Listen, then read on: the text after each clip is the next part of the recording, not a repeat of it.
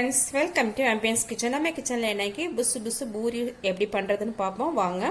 அதுக்கு நான் 1.5 கப் கோதுமை மாவு எடுத்து வச்சிருக்கேன். அது கூட கொஞ்சமா salt சேர்த்துக்கலாம். அப்புறமா ஒரு அரை குழிக்கரண்டி எண்ணெய் விட்டுக்கலாம். இத ரெண்டையும் சேர்த்து நல்லா mix பண்ணிப்போம்.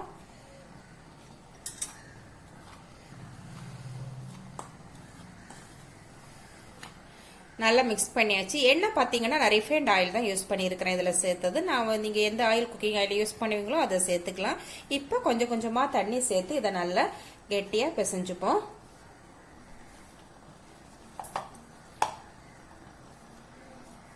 இப்போ அழகாக பிசைஞ்சிட்டோம். நல்லா கொஞ்சம் டைட்டாக இருக்கணும் மாவு, அப்போ தான் நல்லா உப்பி வரும் பூரி. இப்போ பார்த்தீங்கன்னா நல்லா டைட்டாக இருக்கு மாவு. இப்போ இந்த ஷேப்பு கொண்டு வந்தோம். நம்ம இப்போ குட்டி குட்டி உருண்டையா எடுத்துறோம்.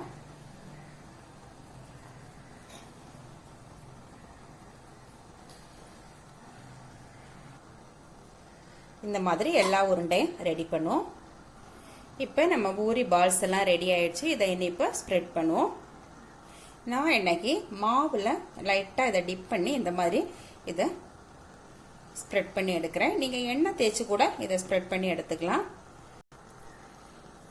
மாவு பிசைச்சதுக்கு அப்புறமா நம்ம ஒரு 15 to 20 மினிட்ஸ் வச்சுக்கலாம். வச்சுட்டு அதுக்கப்புறமா நம்ம திரட்ட ஆரம்பிக்கலாம். அல்லது அது உடனே கூட நீங்கள் ஃபாஸ்ட்டாக உடனே பூரி பண்ணணும் அப்படின்னா நீங்கள் உடனே கூட பண்ணிக்கலாம். ஒன்றும் பிரச்சனை இல்லை, நல்லா புஷ்ஷுன்னு வரும். ரொம்ப மெல்லிசாலாம் திரட்டக்கூடாது. ரொம்ப மெல்லிசா நம்ம திரட்டினோம்னா பூரி புஷ்ஷுன்னு வராது. இந்த திக்னஸ் இருக்கணும் பூரிக்கு. இப்போ எல்லா பூரியும் இந்த மாதிரி நம்ம ஸ்ப்ரெட் பண்ணி வச்சுட்டோம்.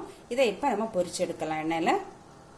இப்போ எண்ணெய் காஞ்சிச்சான்னு செக் பண்ணுவோம். நான் ரிஃபைண்ட் ஆயில் தான் யூஸ் பண்ணியிருக்கிறேன். ஓகே, எண்ணெய் நல்லா காஞ்சிடுச்சு. நம்ம போட்டதும் புஷ்ஷுன்னு வெளியே வந்துடுச்சு. எண்ணெய் நல்லா சூடாக இருக்கு. இப்போ நம்ம பூரி போட்டு பொரிச்சுக்கலாம். லைட்டாக இந்த மாதிரி மேலே எண்ணெய் போட்டு கொடுத்தோம்னா நல்லா புஷ்ஷுன்னு வரும்.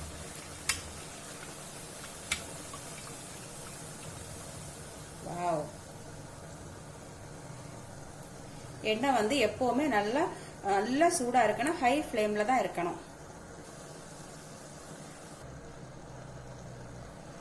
சில பேர் பாத்தீங்கன்னா ரவா சேர்ப்பாங்க, சில பேர் தயிர் சேர்ப்பாங்க. ஸோ நம்ம எதுவுமே ஆட் பண்ணாம நல்லா சாஃப்டா ஃப்ளஃபியா நல்லா அழகா நமக்கு பூரி ரெடி ஆகும். வெறும் கோதுமை மாவு வச்சு நம்ம அழகா பூரி புசு புசுன்னு ரெடி பண்ணலாம்.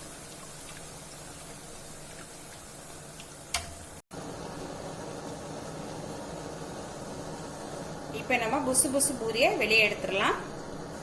ஃபர்ஸ்ட் பாத்தீங்கன்னா எண்ணெய் நல்லா காஞ்சதுக்கு அப்புறம் ஒரு 2-3 பூரி நம்ம நல்லா பொரிச்சு எடுத்துட்டு அதுக்கப்புறமா கொஞ்சம் கேப் விட்டு அதுக்கப்புறமா பொரிக்கணும். அப்போ வந்து எண்ணெய் கொஞ்சம் அதோட ஹாட்னஸ் குறைஞ்சிட்டு திரும்ப அந்த நம்ம கேப் கொடுக்குறோம் இல்லையா, அதுல இன்னும் நல்லா ஹாட் ஆகி நமக்கு நல்லா புசு புசுன்னு வரும். அல்லது இடையில திரும்ப மீண்டும் புசு புசு கம்மியாயிரும்.